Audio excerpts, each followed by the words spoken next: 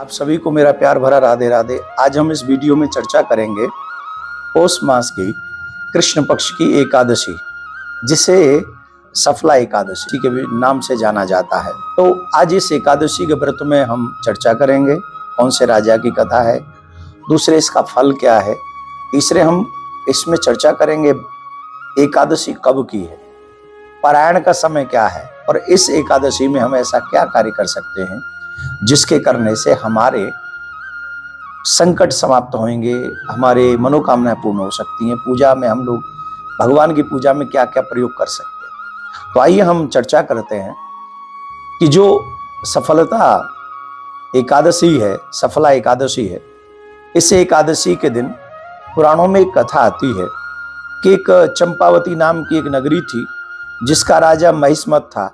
उस राजा के 5 पुत्र थे और 5 पुत्रों में जो सबसे बड़ा बेटा था वो बड़ा चरित्रहीन था और चरित्रहीन दुर्व्यवहार करने में बड़ा माहिर था।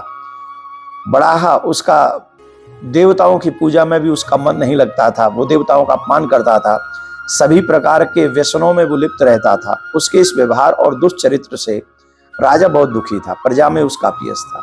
तो एक दिन राजा परेशान होकर उन्होंने अपने उस राजा को अपने राज्य से निकाल दिया, निष्कासित कर दिया। और जब राज्य से उसे निकाल दिया तो वो दुखी रहने लगा। अब पेट भरने के लिए वो क्या करे, पेट भरने के लिए वो फिर चोरी करने लगा और इधर उधर चोरी करता। तो एक दिन सिपाहियों ने पकड़ लिया चोरी करते हुए, और जब चोरी करते हुए जब सिपाहियों ने पकड़ लिया तो अचानक से पता चला ये तो राजा का ही बड़ा बेटा है। तो सभी लोगों ने दया करके उसको छोड़ दिया कि हमारे महाराज का अपयश न हो, इसलिए उन्होंने छोड़ दिया और बहुत बुरा लगा उनको। तो जब इस बात का पता चला तो उसको भी गिलानी हुई बड़े राजा के बेटे को, और वो वन में चला गया और पीपल के पेड़ के नीचे जाकर बैठ गया। वो 10वीं की तिथि थी, 10वीं तिथि थी, उस दिन उसे कुछ भी खाने को नहीं मिला।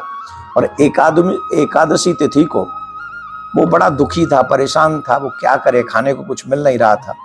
और वो गया सुबह वन में गया, फल फूल लेकर आया। जो फल मिले वो भगवान के उसने फल लिए और फल लेकर वह पीपल के पेड़ के नीचे बैठ गया और भगवान विष्णु को याद करने लगा। पीपल के पेड़ के नीचे, वो भगवान का वास है ही पीपल में, तो पीपल के पेड़ के नीचे रख के भगवान विष्णु की याद करने लगा और कहने लगा मेरे अपराध क्षमा कर दो, मैं पापी हूँ, मैं दुष्ट हूँ, जो भी है।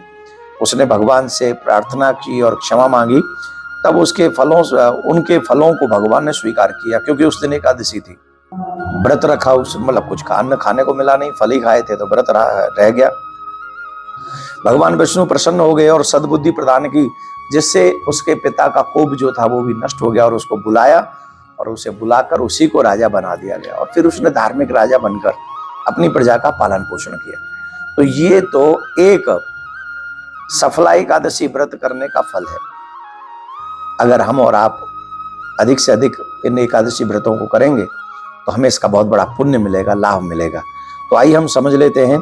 एकादशी के दिन पेड़ में हल्दी का, केले के पेड़ में हल्दी मिलाकर जल दें और पूजा करें। मान्यता है इस उपाय से विवाह में आ रही अड़चनें जल्दी से खत्म हो जाती हैं।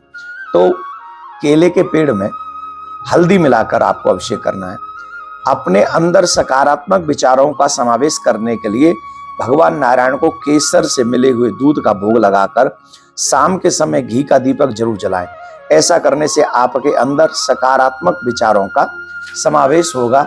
ये कुछ उपाय आपको करने हैं। तो पूजा का मुहूर्त भी मैं आपको बताता हूं, ध्यान से सुनें। एकादशी कब की है? एकादशी 7 जनवरी की है। सुबह 7:15 से रात 10:03 तक सर्वाधिक सिद्धि योग है। भगवान विष्णु की पूजा इस योग में करना शुभ होता है। व्रत का पारायण 8 जनवरी को सुबह 7:15 से 9:20 तक के बीच में किया जा सकता है। एक और निवेदन है, जब भी भगवान को कोई भी वस्तु भोग लगाएं, एकादशी के दिन या उससे आगे भी, तो आपको ये श्लोक बोलना चाहिए, त्वदीय वस्तु गोविंद तुभ्यमेव समर्पये ग्रहण सन्मुखो भूत्वा प्रसीद परमेश्वर। इस श्लोक को अवश्य उच्चारण करें जब आप भोग लगाने जाएं। सफला एकादशी में भगवान विष्णु की पूजा की जाती है और पीले वस्त्र, पीला रंग कुछ न कुछ भगवान को अवश्य अर्पित करें। हल्दी, चंदन, दीप, धूप उपयोग करें, प्रसाद उनको देते समय दीप धूप भी जलाएं। तुलसी की पत्तियां चढ़ाना बेहद शुभ है, लेकिन एकादशी के दिन तुलसी की पत्तियां तोड़ी नहीं जाती, इससे पहले ये करना है।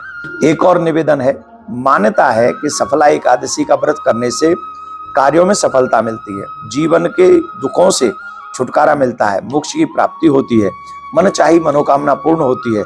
इस व्रत को स्वयं भी करें, और जो अपने बच्चे बढ़ रहे हैं, जिनको सफलता प्राप्त करनी है और जो चाहते हैं कि जीवन में हमें सफलता मिले और कहीं उनके जीवन में रुकावट आ रही है, तो उन्हें भी सफला एकादशी का व्रत करवाएं। तो आप लोग समझ गए कि 7 तारीख को हम एकादशी का व्रत करेंगे और 8 तारीख को इसका पारायण करेंगे। बहुत बहुत धन्यवाद। राधे राधे।